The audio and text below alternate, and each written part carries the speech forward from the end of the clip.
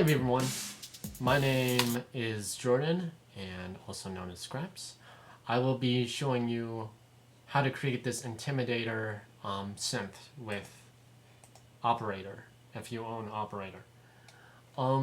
So have a listen to this synth I made, and I'll guide you through it, how to make it. So...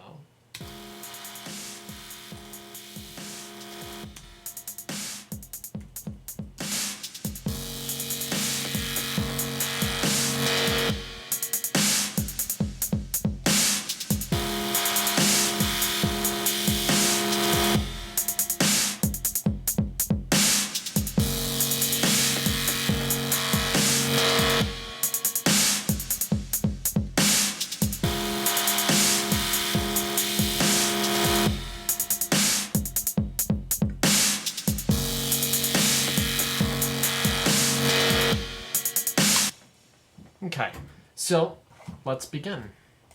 Instead of creating a new set, I'm just going to create a new MIDI track because I like to go through my synth and then make sure I'm doing everything correctly. So off the bat, we're going to create an instrument rack. And in this instrument rack, we're going to have an operator.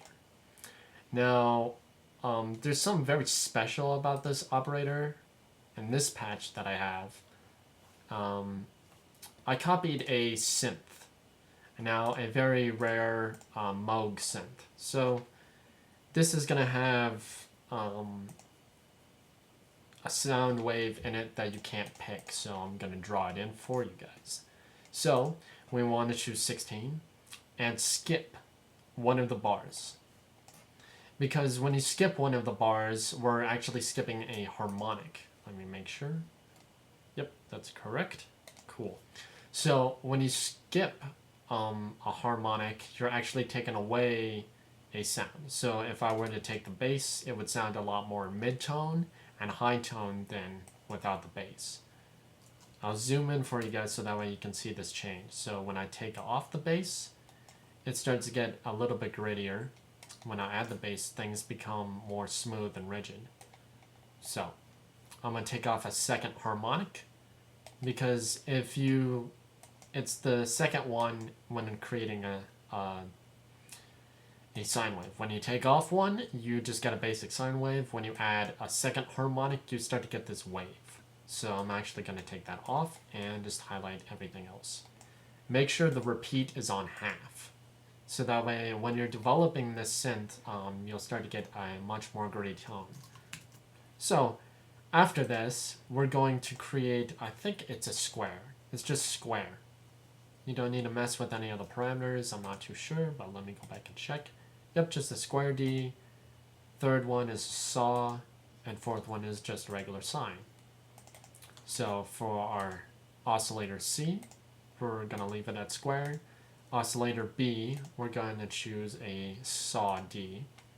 And for our first one, just leave it at sine wave. Make sure to turn up all the levels on all the synths. Take it down a little bit, so maybe about -20. So we have the synth. After this, we're going to create a pitch. Put it before the instrument, take it down to -6, and create a chord. Now, in this chord, it will select the different notes we'll play. So if I choose +4, whatever key we're going to hit, it's going to go up 4 keys. Or -9 keys, depending on what key you're going to play. For this, I'm going to turn it up to +12 and -9. Let me make sure that's correct. +12 and -9. I'm actually going to switch those two, so I'm going to do +12 and -9. It depends on the shift. I don't really know how to explain it, but it depends on the different semitones on the different shift parameters.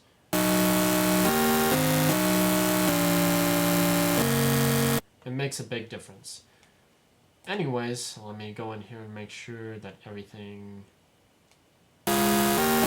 Yeah, it's fine to me. Okay, so after this, we're going to create an erosion. So everything after this is going to be audio effects. in this erosion, I'm going to take the frequency down to about 600 or like 646 and turn the amount more than halfway, so about 106.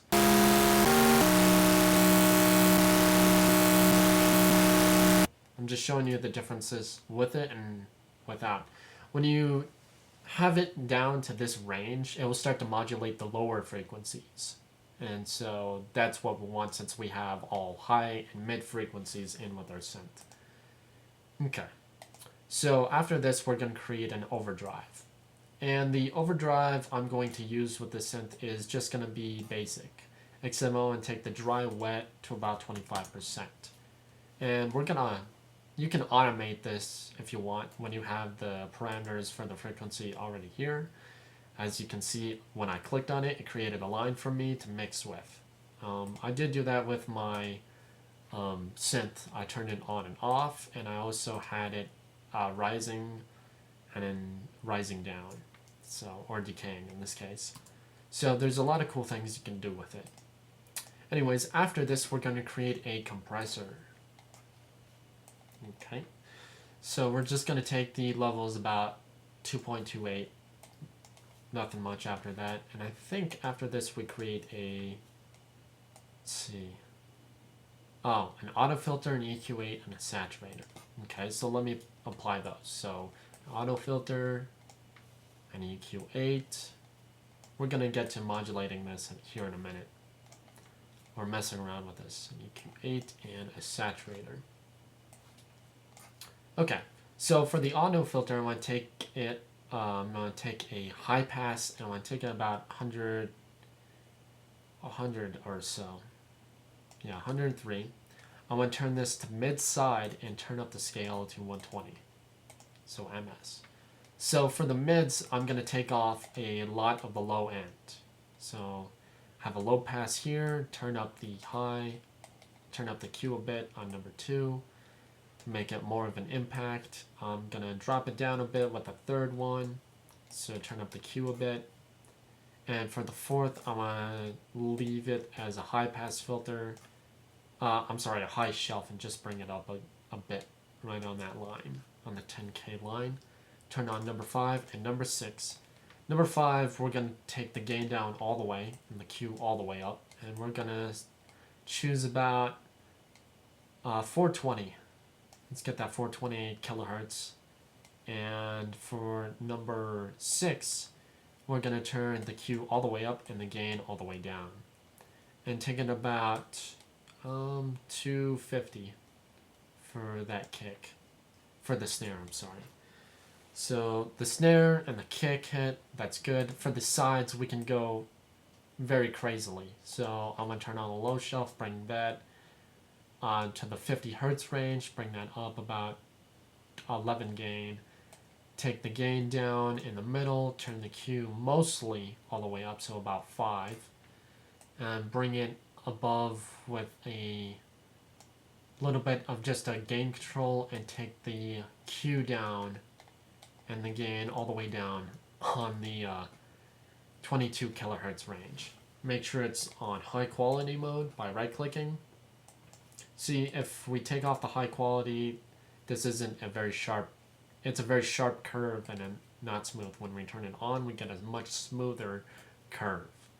So after this, we're going to create a sine fold and turn on soft clip mode. So there you have it. You have created the Intimidator patch.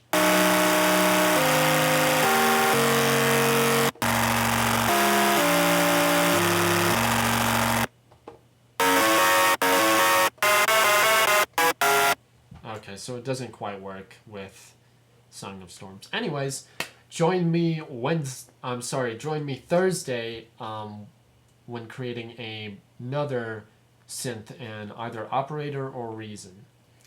You guys got to tell me which should I make more sense for Ableton or should I make more sense for Reason. Anyways, thanks for joining me. I think on Thursday we're gonna talk about, if you didn't buy this instrument, it's called amp, and it comes with a cabinet filter, a cabinet and the amp. So that's really useful for guitarists It's also very, very useful when dealing with a lot of bass and dubstep.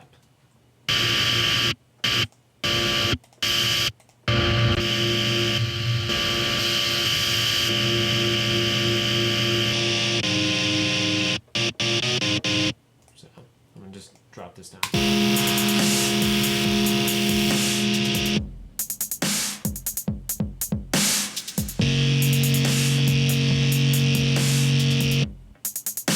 Of course, when you have this synth, you can also pitch it down. This is just extra stuff. If you want to do it, that's cool. If you don't want to do it, that's fine. But it adds a little bit more interesting development to this synth when you start to add pitch bends to it. Anyways.